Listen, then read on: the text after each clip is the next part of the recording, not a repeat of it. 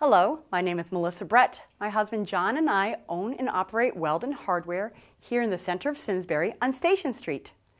Today, I would like to share with you a few common issues that we see regarding maintaining your propane gas grill.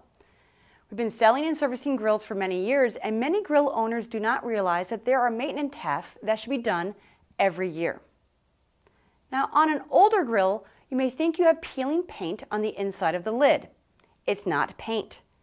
The inside surfaces of a grill lid are not painted. They are either stainless steel or are coated with baked-on porcelain enamel, which cannot peel.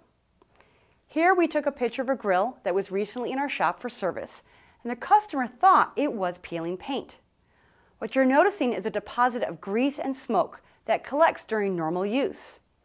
During use, the grease and smoke vapors slowly oxidize into carbon and collect on the inside of your lid.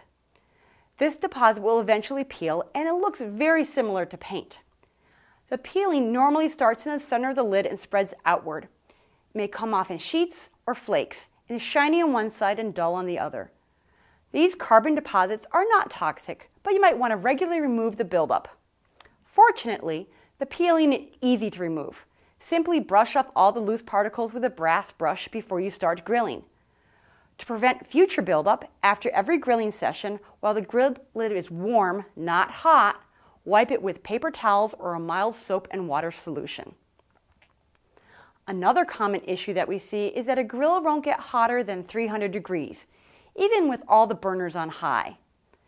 For over 20 years, all the regulators, like this, that attaches a gas tank to the regular flow of gas, have included a safety device that restricts the flow of gas in the event of a gas leak. This safety device can be inadvertently activated two ways, putting the grill into what's commonly called bypass. The first way for the device to be activated is to leave one or more burners in the on position when the propane tank valve is opened. The second way is not to wait long enough to start your grill after opening your propane tank. The safety device on the regulator is active every time the tank valve is opened. The device resets itself when the gas pressure equalizes between the closed burner control valve and the regulator through the hose. If a burner knob is turned on before the gas pressure can equalize, the device will remain in bypass. The length of time necessary to wait to start the grill after turning on the tank valve is dependent on the length of the hose and the outside air temperature. Now keep in mind that the safety device reacts to a gas leak. If a grill is in bypass, the gas connections and hose should be tested for leaks with a soap and water solution.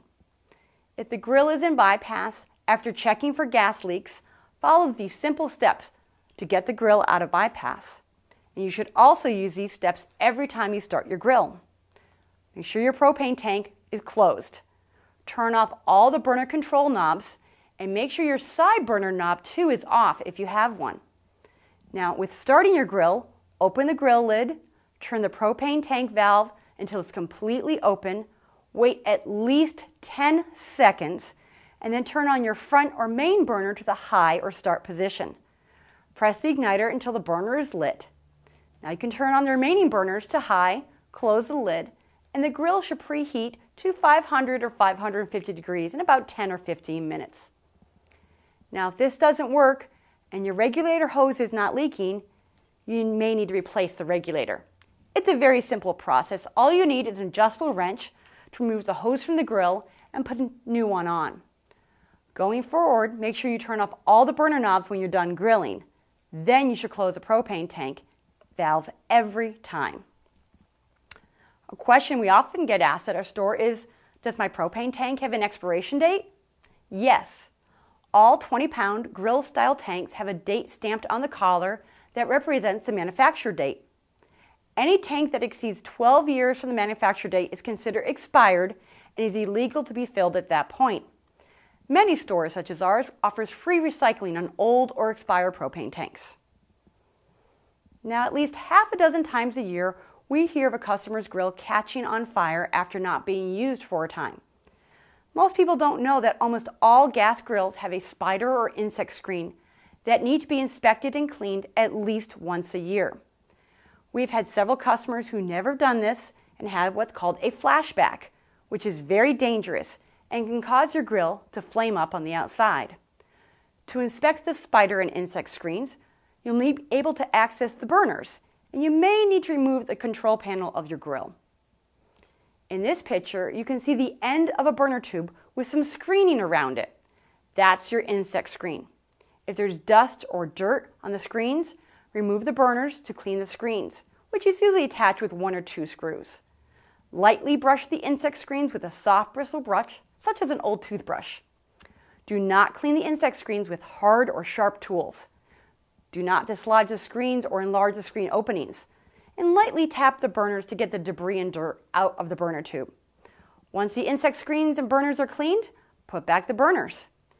If the insect screen becomes damaged or cannot be cleaned, you should replace your burner tubes. We encourage you to review your specific grill's manual.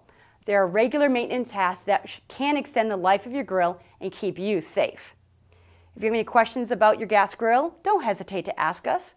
And if you have a topic that we'd like featured on this segment, let us know. Visit our website at www.weldenhardware.com. I look forward to the next edition of Headline Simsbury. Remember, we're at your service. Thank you, and God bless.